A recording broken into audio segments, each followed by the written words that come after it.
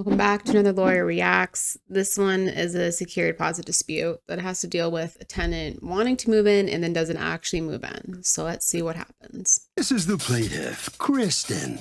She says she needed a place to live and gave the defendant a deposit on a room he was renting. 12 hours later, her boss called her, saying he needed to cut her hours down, and she called the defendant to tell him she could no longer afford the place. Now he refuses to return her deposit. She may be young, but she's not dumb. She saved her hard-earned money and isn't about to let the defendant get away with stealing from her. So she's suing for the $700 she's owed. This is the defendant, Kevin. He says he turned down other prospective tenants and deposits are simply non-refundable. That being said, he told the plaintiff he'd work with her if he could find another tenant, and the next thing he knows, someone calls him up on the phone and threatens to break his legs if he doesn't return her money. Some people. He's accused of holding on tight to a deposit.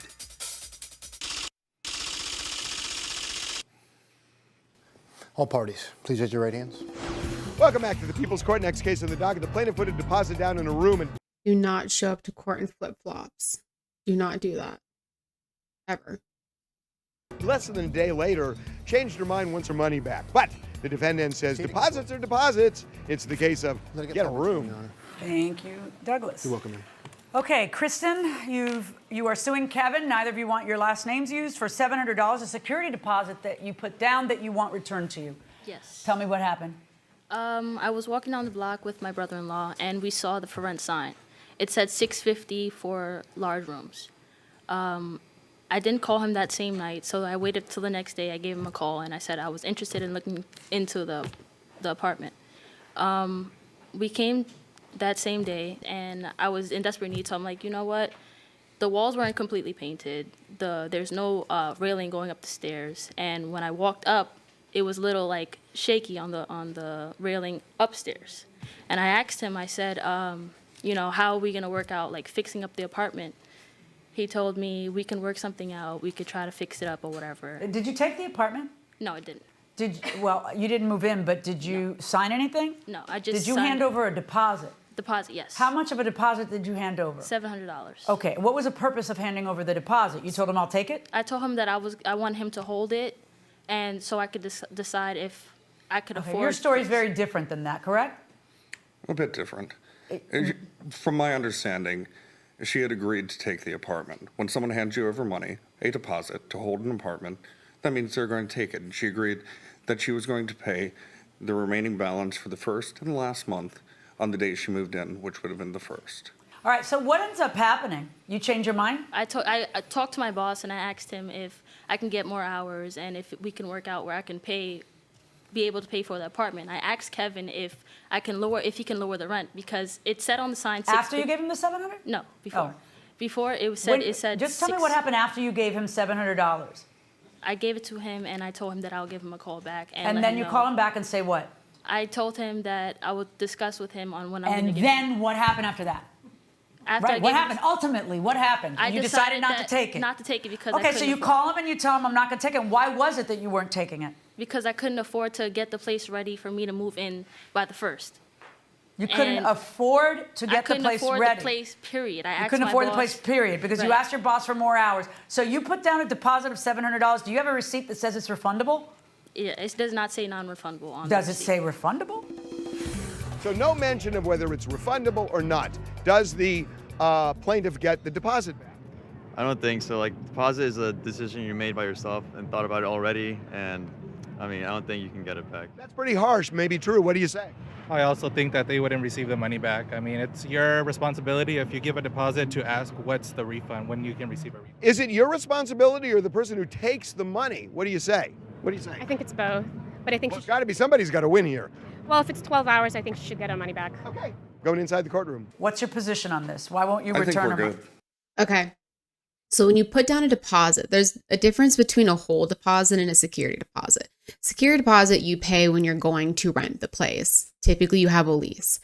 A hold deposit is like, hey, don't entertain any other applicants.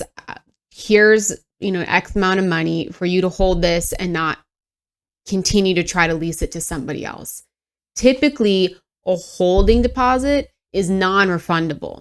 Oftentimes, though, as some sort of like a promotion or concession, a landlord will take the whole deposit and credit it towards a security deposit. Not always, but sometimes that happens. Typically, a hold deposit is non-refundable. But if it was held, you are holding the apartment, whether it's an hour, you change your mind later or not, typically the hold deposit to have the landlord no longer entertain other applicants, non-refundable. Typically. Huh? I think we're good. I mean, it's pretty straightforward. I offered her. How old are you? 20. 20. Go ahead. What were you going to say? I offered her a prorated amount until I could get it rented, and I was going to refund that amount of money. So you wouldn't take a double windfall. And what ended up happening? She offered to have one of her friends come, and I was like, she said he's going to give me the $700. That never happened. And then it was just kind of like, well, I already called the 4 other people that were interested, told them it was not available. Since it was close to Did you ever end up renting it, yes or no? I just rented it. Someone moved in yesterday. All right.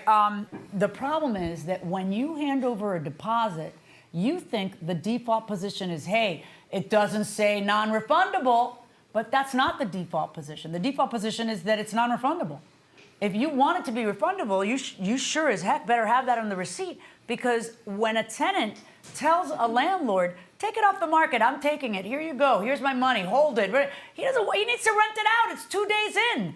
You know, he needs his money, he's got to pay the mortgage anyway. So he's not taking your $700 because you say, hold on to that, and then you got to give it back to me if I change my mind, I'm still going to think about it. That's not happening, come on. You change your mind, but you don't get the money back when you change your mind. That's where the problem lies. So he next never time, discussed that with me. No, you don't understand. He doesn't have to say anything. You hand over a deposit, you better be sure. Because deposits are non-refundable. All deposits are non-refundable. Yeah, pretty much. That's the point of a deposit.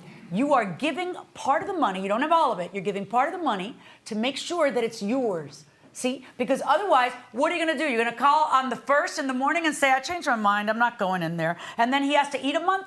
Of course not. That's what a landlord gets in the deposit is a reason, an incentive, a motivation to take it off the market, which is what he did, because you were going to take it. But when you change your mind, you don't get your deposit back. My verdict in this case is for the defendant. Thank you.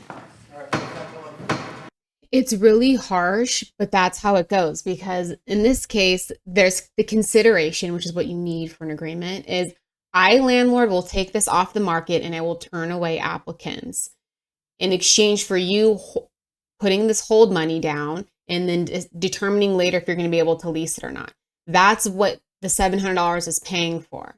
Now, if the landlord later credits it and says, okay, I'm going to credit it, towards security deposit, fine. He offered to prorate it, but it took him, it seems like a whole other month to lease it. So there was no proration because it took him longer to lease it. Because again, you have to get applicants. So he turned down the applicants. If he hadn't turned down the applicants and there was other people and then he entered a new lease, then the plaintiff might have had a stronger chance of getting the money back or a prorated amount of money back. But he said, 4 people called and I turned them down because she had paid a deposit and that's what I'm supposed to do, hence the deposit. They're usually non-refundable. Once you turn money over, you have to be certain what you're turning money over for. If you want it to be refundable, you better ask, hey, if I don't take this, am I going to get the money back? You need to be very, very certain about that before you pay it. Also, if you're going to be signing a lease, you better be very, very certain you're going to be moving in. Now, typically landlords, if you sign a lease and you go, hey, I can't afford it, landlords will usually let you out of it, but they typically keep the security deposit because now they have to spend time leasing it and you've broken the lease. They don't have to let you out of it. A lot of the times they will by mitigating, trying to find a replacement tenant. They don't always have to, but a lot of the times they will, because if you can't pay the rent, they don't want to be waiting for you to never pay the rent. But the security deposit usually gets held. In this case, he held the unit out. Be very, very certain. You being young is not going to be a defense. You being naive, this being the first time you've ever rented something, is not going to be a defense. Contracts are really important. That's how a lot of things are determined. In this case, she had nothing in writing that said it was a refundable deposit. Deposits usually non-refundable. That was a more straightforward one, a lot shorter one. Let that be a word of caution for everybody. If you like this one, you might like my other lawyer react videos, usually about small claims court, people's court, usually landlord-tenant scenarios. Thanks for checking this one out, and I will see you in the next one.